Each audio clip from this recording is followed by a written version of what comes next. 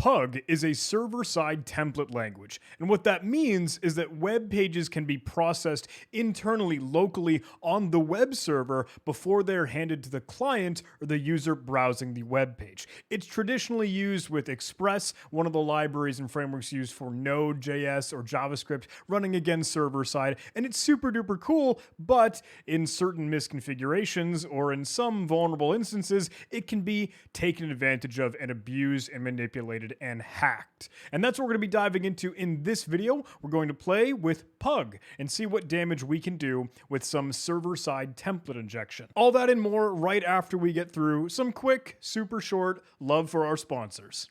Developers are constantly changing the digital landscape, but building secure software isn't always easy, especially in growing applications worked on across massive teams. Companies end up with mountains of code, and they have to make a choice: stay competitive or stay secure. But with Snyk, you don't have to choose. Snyk helps bake security into the software development lifecycle. Snyk helps you scale and streamline by automatically scanning your code, dependencies, containers, and configuration files, finding and fixing vulnerabilities in real time. And it is super easy to use. You can sign up for free with my link below, import your repositories, and there, Snyk just finds your vulnerabilities. You can fix all these issues with just a single click. Snyk automatically opens a fixing pull request so you can just merge them into your repository and move on.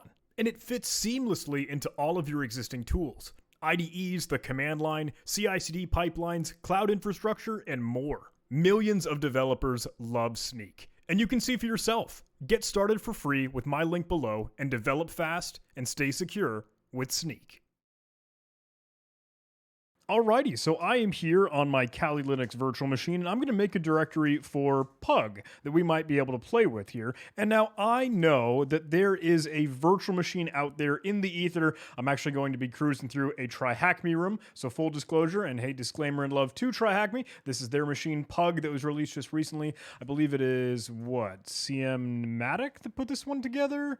Give me more. Yeah, CMmatic. Good stuff. And I've spun up this virtual machine at 10.10.214.236 as the IP address. Just to go ahead and get started, I can validate that I can ping this machine. I am connected to the VPN here. And let me make a directory for nmap, because the first thing that we likely want to do is go ahead and scan this machine. So I'm going to use nmap, and I'm going to use tacsc for default scripts, tacsv to enumerate versions, attack-on so that I can output it to a normal nmap file format. That's where I'll go ahead and put it in that nmap directory that I just created, call it initial for our first port scan, and then we can slap in the IP address. I will actually add a tacv to make this verbose so that I can see the ports as they are discovered here. Firing it up, looks like we have port 22 open over on TCP here. That should be SSH, so we should be able to do some server-side, or secure shell access if we need it. We also have a port 5000 open and accessible. This is a little bit odd to see. I would have expected, hey, something listening on port 80, but that might just mean, oh, it's a maybe development or local instance. It's just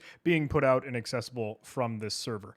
With that, it's likely going to be listening for HTTP. It's likely a web service there on port 5000. In fact, it is. We actually get the results here back from nmap. This is a Node.js and Express middleware here, and it's using pugged HTML, which at the title here of that web page, a little bit peculiar. We could go ahead and open that up. Let me go ahead and navigate into my web browser here. Note that it is not listening on port 80, so just slapping in the IP address in the URL or address bar will not get me there. I do need to enter the colon to note the port number, and then 5000 being the port number. And here we go. Looks like I have a pug to HTML converter, and given sort of a code block, we could just enter anything that we might like, right? We've got some doc type HTML and a head that we might define for an HTML header tag, the title of the page, maybe even just some JavaScript we might be able to use, a header tag with h1, and then a container set up here. Paragraphs that we can define. And if I hit this convert to HTML file, take a look at that. Now I've got some HTML. It looks like this is a little bit lengthy, rolling over to the side. You are amazing. Pug is a terse and simple templating language. Okay, super duper slick. So actually, I did have this open here. I did want to actually fire up the web page. This is, I believe, pugjs.org, and this is just getting started with Pug. It is a server-side template language. So much like Jinja, if you're used to playing with Python Flask or even Django, or Mustache is another well-known. There are a whole lot of others. There are a ton of different server-side template languages, or templating languages, right? It doesn't even have to be running server-side. It can just be used as a tool to plug in unique variables. And that's what they're denoting here with this curly brace and pound symbol, or octothorpe if you're a man of science, or lady of science, right? It could be anything. You could be using this to get not just variables, but even some logic. If you wanted to do some conditionals, some loops, I believe Pug can do that. But the JavaScript code that you might be rocking this thing with, you just load in the library, you require that module here, and then you compile the source code based off of a template file, like template.pug being the file extension. And that's what we were just seeing here a moment ago. This is an example of the syntax that might be used for this Pug language here. Now, when you render this out, passing in arguments that you would use, like name being referred to as a variable here, it is filling in this variable, filling in the value, and that returns out, just as we would have expected, the paragraph tag via HTML, noted with this P to start, and then Timothy being the value of the name variable, replacing and taking the space of, sort of substituting in that template. And they do this just as well for another example here. You could do this to render out stuff anywhere that you might like, and it's nice and easy, super cool, super slick. Convenient thing when you are putting together some code or building out a web application here. But the question is, how can we take advantage of this thing? Like, we're given just this simple functionality here, like, hey, sure, I could change this to anything. Maybe I'll change my H1 to a please subscribe. And we don't need to render out a whole lot of this JavaScript here, but if we wanted to, we could actually add that please subscribe maybe as well into an alert box. Presumably that's going to run as JavaScript, right? We don't need this container, but just for the sake of us playing with this, showing that this is interactive, let me go ahead and convert that to HTML. This would not render, right? Because it's just giving us the raw pre-formatted HTML. But if this were to be rendered by our browser, then yeah, it would pop open that alert dialog box in classic JavaScript and display that header tag as we've situated here. But the real question, how could this be vulnerable? Well, let's take a step back first and note that we have full access here, right? We presumably can do whatever we want in working with this Pug engine. The question is, can we load other variables that might or might not be defined here? Like, let me go ahead and actually, let's just kill all these and see, can I reference a variable like name? Now, I don't know what variables are being passed into this compile function or render function that, again, is happening server-side, but I'm curious just what happens if I try to use this logic to get a variable that I don't even know if it exists or not. Let me hit that convert to HTML, and it doesn't give me any value. Can I do some logic here, though? Can I maybe change this to, let's see, traditionally what you might see in like Flask or other languages, right? So maybe consider this a comment. When you're working with Jinja, you could just evaluate expressions inside of the curly braces that you might use to refer to a variable. And you could try some math, like a simple 7 times 7. You probably see that all the time as a simple proof of concept for testing against this template injection. But let me see if I could do this with just that syntax. I'm not super duper familiar with Pug, so I might be running into a wall here, but ooh, kind of a funny thing. We leaked an error, which is peculiar. It looks like we've even got a little bit of know-how on what this is built in. User source app, node modules, Pug Lexer. Okay, so we can presume that our application is in user source app. Node modules is likely going to be where all of these node modules are stored, right, relative to the current application folder. And Pug Lexer and Pug as a library here is probably just going to be used. But they are using function load string as a string. Peculiar, because maybe that's something that we could take advantage of if it just arbitrarily renders and does whatever we might like as we pass it in. There is no other validation or testing against some other malicious or nefarious stuff that we could try. So let me try and remove all of those indentation mistakes that I was just using here. And let me try that one more time, 7 times 7. Can I do that, convert to HTML? And ooh, check it out. I'm getting the value 49. So it is evaluating things. It is doing something. It didn't literally say 7 star 7 as rendering that out, but it did the math. It calculated that. So I'm curious what we might be able to do next. And this is where we're going to start to Google. This is where we're going to start to go into no man's land. Hey, can I Google a pug server-side template injection? Fingers crossed. And Hacktrix, I'm sure, has some great stuff on this. We can open that as a great resource. Portswigger, hey, the folks over from Burp Suite and the Web Security Academy are talking about some super cool stuff. Lots of other articles, lots of other blog posts from some great folks.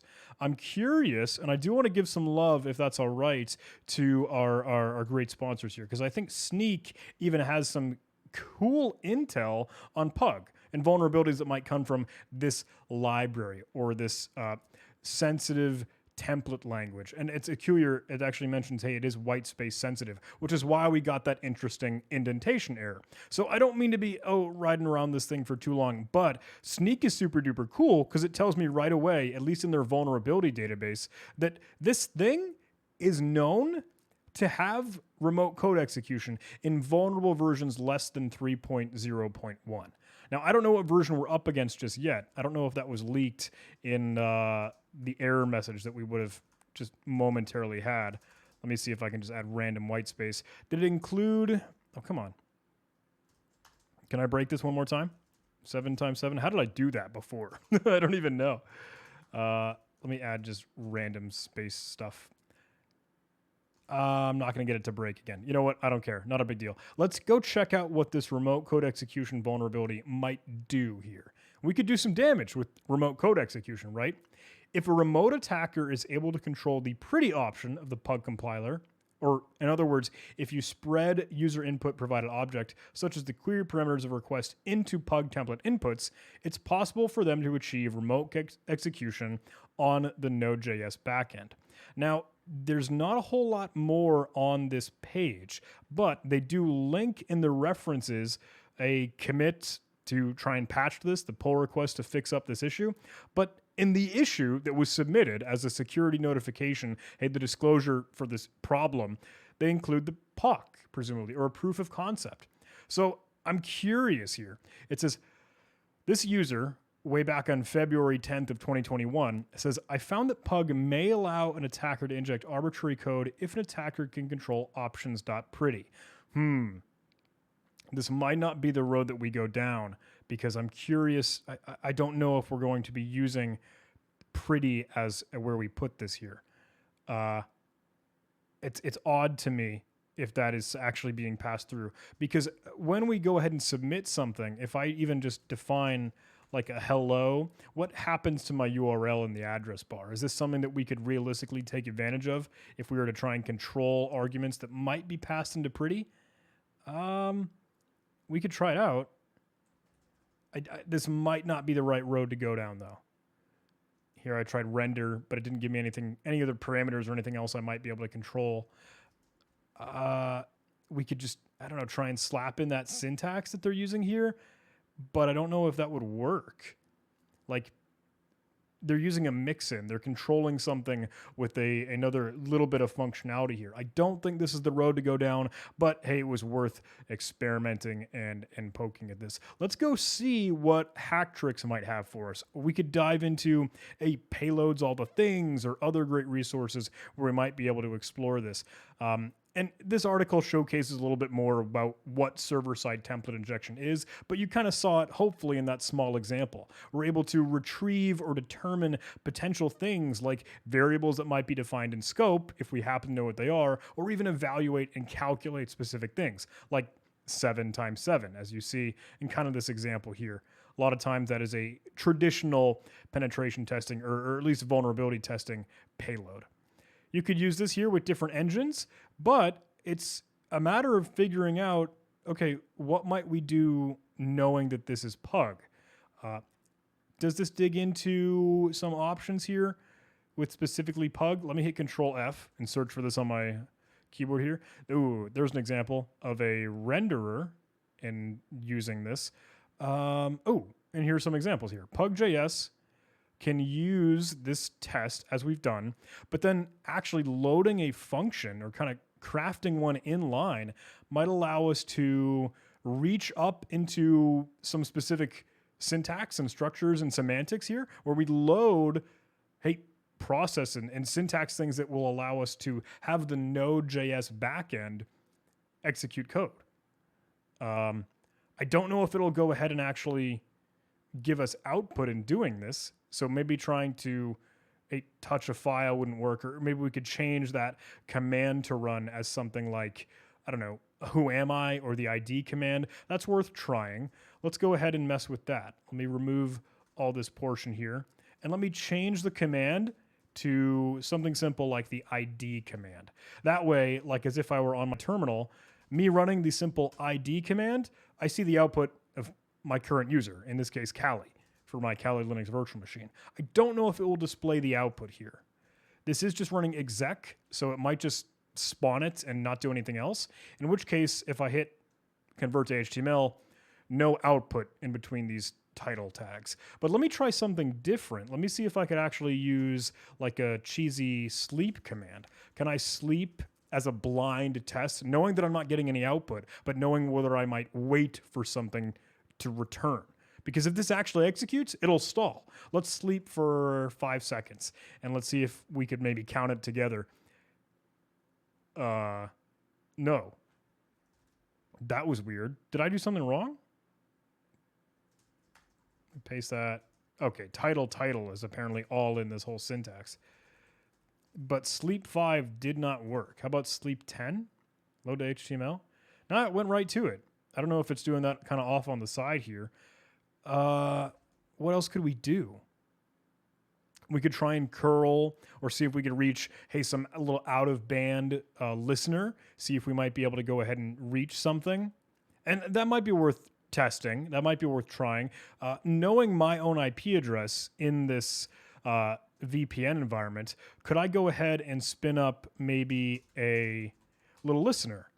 Here's my current IP address for my ton0 interface connecting to the VPN. I'm 10.13.5.48. So if I were to simply start a little netcat listener with tac L to listen, N to avoid DNS lookups, V for verbose, P for the port on quad 9, I wonder if we could get this thing to potentially reach our own application by using this code execution that we've gained through this syntax here.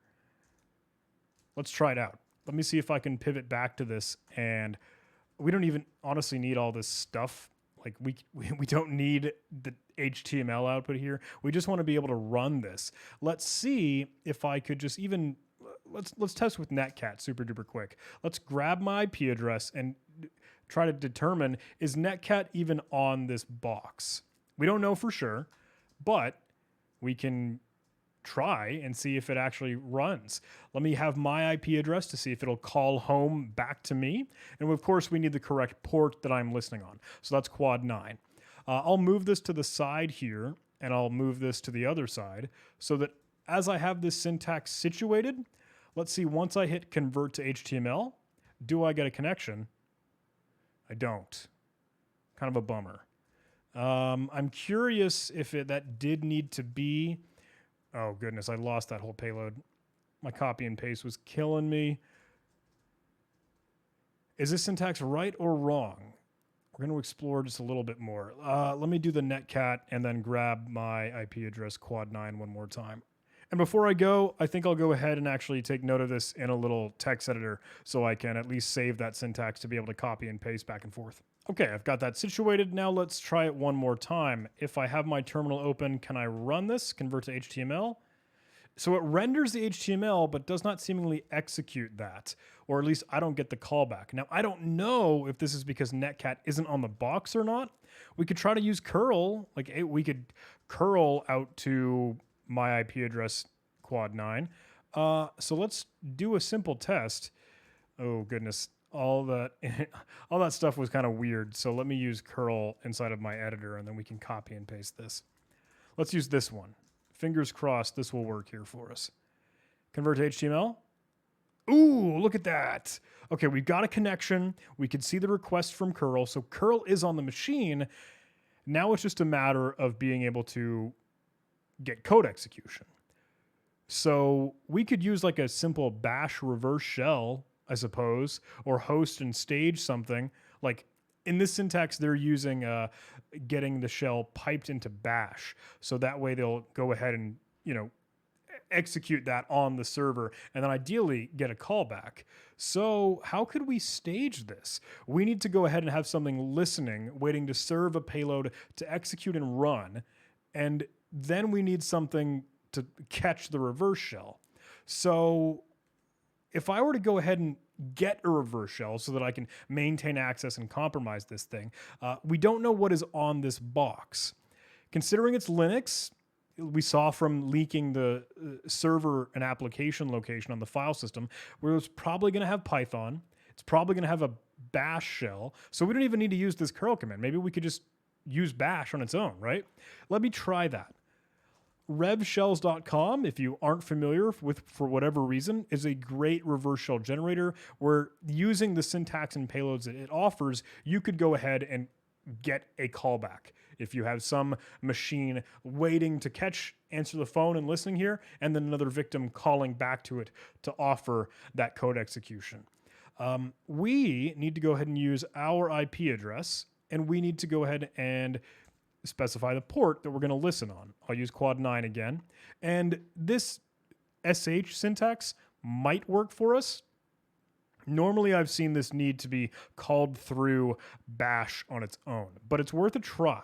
We can kind of mess with this. Let me stop my current listener and restart it. So I hit Control-C on my keyboard, but now I can spin this back up and I'll go back into my payload here and try and slap that in for the shell command that we want to run here, aside and apart from all the other pug syntax and JavaScript stuff that we might be fooling around with here. So let's try this. It's worth a little test. I'll spin that right back up so there's a little bit better view here. And let's see if we can get this to run. I'll just paste this whole thing in, convert to HTML. No dice. Did that not copy or do what I would have expected? That is the syntax. Let's try and run that with that bash tax C, denoting at the very start of it, because I do think that is common here. I'm going to use bash tax C to reference, hey, this actually, I'm curious if we're going to run out of double quotes here. I think we are. No, we're not. That is a single quote for the exec function, and we're not wrapped inside other double quotes. So forgive me, I was on a tangent there. I think sometimes bash needs to invoke this as its own command, and I've had more success seeing bash run this invocation than, just sh on its own. The poor primitive fundamental shell. The born again shell with bash might give us a little bit more leverage. So let's try that. Slap this syntax in, and noting that idiosyncrasy, fingers crossed. There it is. Look at that. You can see the reverse shell come through. We got our connection, and now we are on this box. There is no job control in the shell, blah, blah, blah. Normal boilerplate stuff for a bash reverse shell. But let me see where we are. Oh, okay. We are on the box, and we immediately have a flag.txt present. We could check out the source code, by the way, if we were interested. App.js is going to be the raw JavaScript syntax that builds this application. And I'll fire this up into Sublime Text. Let me go ahead and set the syntax to JavaScript, and you might be able to actually see how this thing is put together. Note that they require Express as a library and framework to host this publicly on an HTTP server. Pug, of course, to be able to do the server-side template language work or just templating, and body parser to be able to take in requests through HTTP parameters and body and post forms. And that's exactly what we're doing here. We define, let's run this app, let's set the view engine to Pug, go ahead and allow body parser with URL encoded stuff here, having the functionality for the web page right out on the index, and then rendering pages out after you post to that render endpoint, as you saw where we went in our URL in the address bar here.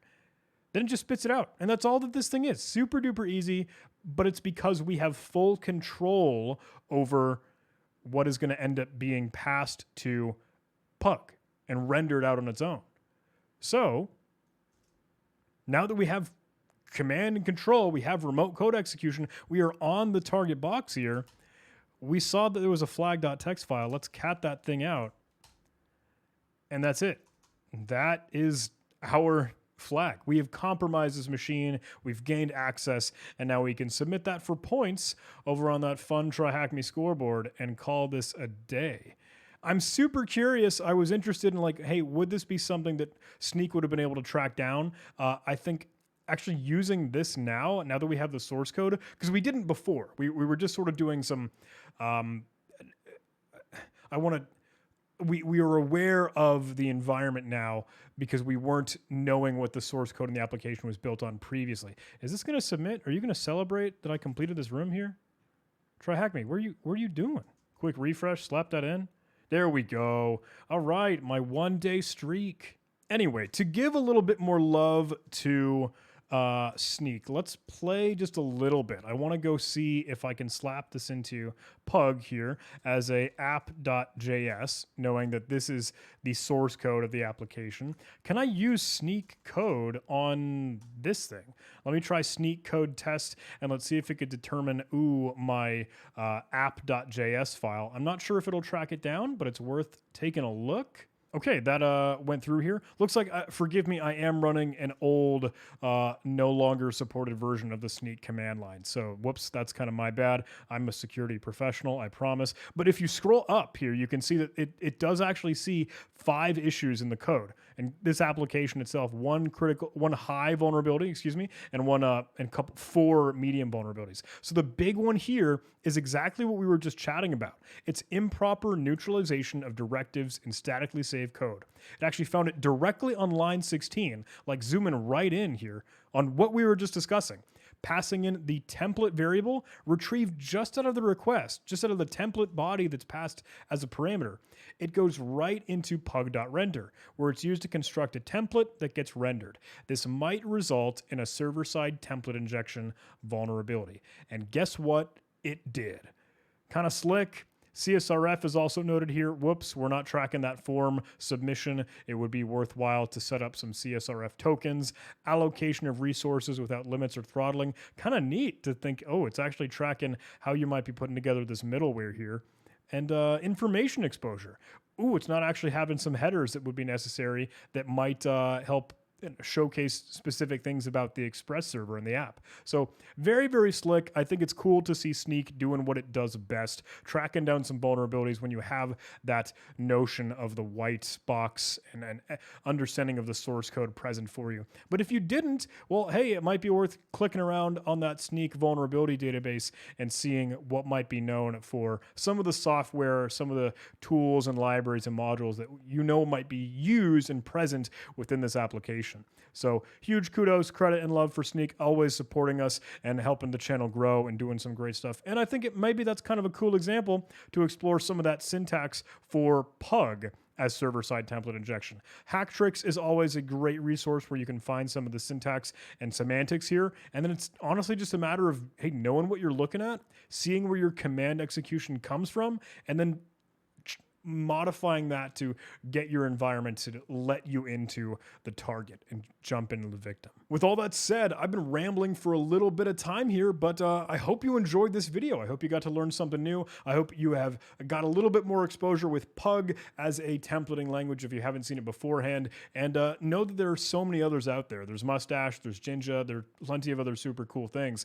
And you could explore and poke around if you'd like, but ultimately it is something that you need to be very, very careful of when you're working with a template language like that, because if user input just gets arbitrarily slapped into it, and this is a known thing for functionality and programming and code, and that you can't trust the user. You don't know what input they're going to slap in there. You need to have some sanitization or validation, or just limit and restrict what they might be able to do, because having this wide open season of, hey, pass in anything that you might like to the templating engine, you could probably do some spooky stuff when it's running on a web server, and you could take advantage of it. So enough of me rambling. I'm super duper sorry. Thanks so much for watching, everybody. I hope you enjoyed this video. If you did, please do all those YouTube algorithm things, like, comment, subscribe. You know the drill. Talking fast because it's the end of the video. Thank you for the sponsor of this video and all the support, and you especially for watching these videos and keeping us growing. So I'll see you in the next video.